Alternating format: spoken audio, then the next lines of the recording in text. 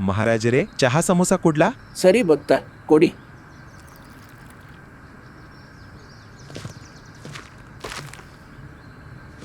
ಈ ಮುಗ್ಧ ಭಕ್ತನಿಗೂ ಕೂಡ ಪರಮಾತ್ಮನ ತತ್ವಜ್ಞಾನವನ್ನು ಅರ್ಥ ಮಾಡಿಸಬೇಕು.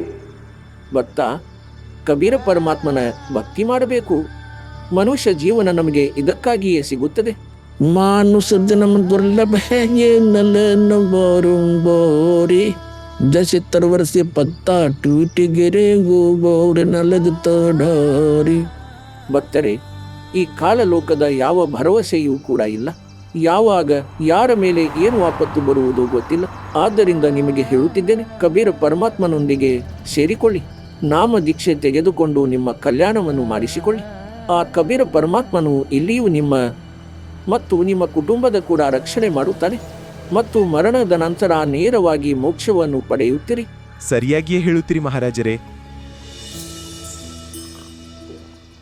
ಹೇ ಕಬೀರ ಪರಮಾತ್ಮ, ಇಂತಹ ಹೊಲಸು ಲೋಕದಲ್ಲಿ, ಮನುಷ್ಯನ ಜೀವನಕ್ಕೆ ಕ್ಷಣದ ಭರವಸೆ ಇಲ್ಲದ ಜಾಗದಲ್ಲಿ ವ್ಯಕ್ತಿ ಇಲ್ಲಿ ಬದುಕುತ್ತಿರುವುದಾದರೂ ಹೇಗೆ? ಯಾವಾಗ ಏನೂ ಆಗುತ್ತದೋ, ಯಾವಾಗ ಯಾವ ರೋಗ ಬರುತ್ತದೋ, ಯಾವಾಗ ಅಪಘಾತವಾಗುತ್ತದೋ, ಯಾವಾಗ ಯಾವುದಾದರೂ ಲೌಕಿಕ ಆಪತ್ತು ಬರುತ್ತದೆಯೋ ಗೊತ್ತಿಲ್ಲ. ಹೇ ದಾತ, ನಿಮ್ಮ ಭಕ್ತಿ ಇಲ್ಲದೆ ಇಲ್ಲಿ ಯಾರಿಗೂ ಸುಖ ಸಿಗುವುದಿಲ್ಲ ಮತ್ತು ಮೋಕ್ಷವೂ ಇಲ್ಲ. ಈ ಮಾತನ್ನು ಮುಗ್ಧ ಜೀವಿಗಳು ಯಾವಾಗ ಅರ್ಥ ಮಾಡಿಕೊಳ್ತಾರೆ? ಕೊನೆಗೆ ಈ ಅಜ್ಞಾನದ ಕತ್ತಲು ಯಾವಾಗ ದೂರವಾಗುತ್ತದೆ ದಾತ? ಹೇ ಕಬೀರ ಪರಮೇಶ್ವರ, ನೀವೇ ದಯ ತೋರಬೇಕು. ಈ ಮುಗ್ಧ ಜೀವಿಗಳಂತೂ ತಮ್ಮ ಜೀವನವನ್ನು ನಿಮ್ಮ ಭಕ್ತಿ ಇಲ್ಲದೆ ವ್ಯರ್ಥ ಮಾಡಿಕೊಳ್ಳುತ್ತಿದ್ದಾರೆ.